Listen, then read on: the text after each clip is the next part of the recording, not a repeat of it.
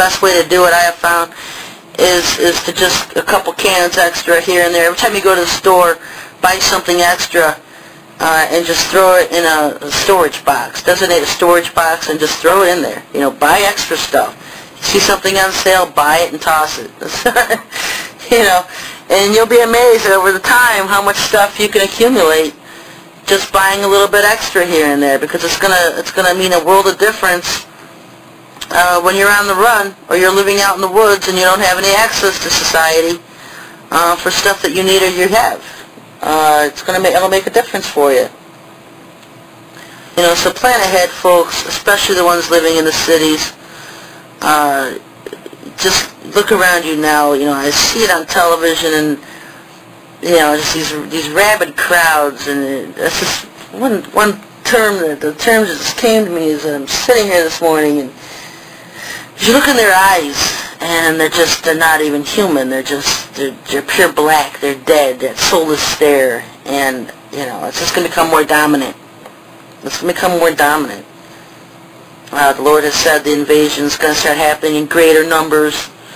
All of our key positions, governments, religions, militaries, they're already taken over and controlled by alien and demonic entities. And so now it's just going to become more of a population worldwide problem as more and more people are possessed and soul scalped by these beings, and they're prime targets. They're prime targets because they're not walking with the Lord. They're not one of His. They're not walking with Him. And even Christians, the ones who've tried to reach, they're sitting in errors, are just going to start becoming worse. And last year, it was almost like you could see a dividing line forming between the Christians themselves, because it was becoming so prevalent. Those who were just so deceived compared to those who just got out of the churches, got out and away from mainstream, and just started seeking the Lord on themselves. And so it's going to become even more dominant this year, folks. And that's just between regular people. It's going to be between believers or not, Christians or not. Be very careful of Christians who are leading churches, leading ministries. Be sure that they're one of the Lord's. Be sure that they're one of His. Don't take anything for face value. Always ask the Lord. Always seek the Lord to reveal the truth to you in all things. You know, don't accept anything that anyone says without asking the Lord if it's true. Learn how to hear Him. Learn how to ask Him for things you don't have, like discernment, or being able to hear Him, or just keep asking Him for truth in all things, to reveal the truth to you. Because He is our source. He is our rock. He is our Lord. And so that's the one we need to be counting on in these times, not bowing to fear, not succumbing to fear. We have nothing to fear from these things. You know, we're warriors. Be bold in the Lord.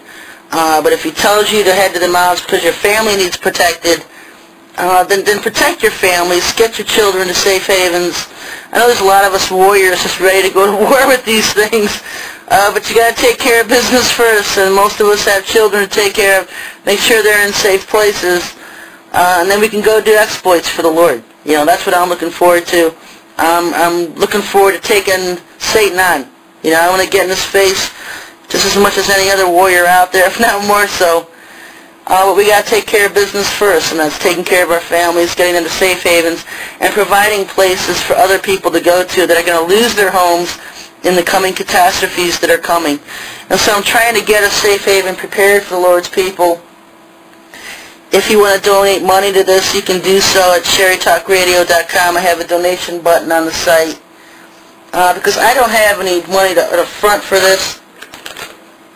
So far we've got about $2,000, and that might buy an acre of land where I want to buy it right now. So it's going to take a miracle. It's going to take a miracle from the Lord, and that's what He is. He's the God of miracles. And I know He wants to prepare a place for His people. And I'm willing to do that for Him. And He has told me to lead His people to the mountains, and that's what I'm going to do. So that's where we're at right now. We're just in a year to prepare, and a year to get ready. Take care of business so that there's a lot of things coming up the pike. 2007 and 2008. 2009 most likely be total hell on earth, probably in total hiding by 2009, no later, maybe even a lot earlier in 2007 for a lot of the Lord's people. And I'm not saying we're going to be in hiding during this entire tribulation period. I'm not saying that at all. I'm just saying that we need to get away from a mainstream population that's going to be almost dominantly possessed and soul scalped by aliens and demonic beings. You don't want to be around these people. It's going to be pure evil and wickedness here. And the Lord is going to move His people away from them. And so that's where we're at right now, folks. And just trying to prepare a place and get a place so that we have one to go to. Obviously, the only people allowed in it would be those who will profess Him the Most High as Lord, as Yahushua as Lord. And so, yeah, it's not going to be some big, it's going to be a community of believers. That's about it. I mean, it's not going to be a controlling one. Certainly not running any kind of control group here. Going to need a lot of people to help run this place and become self-sufficient and self-reliant, so we don't have to become so reliant on society itself. We've got to move away from that. So that's where it's at right now, folks. I'll keep you updated. Right now, still looking. I have found a lot of nice land, but it's simply out of our financial reach.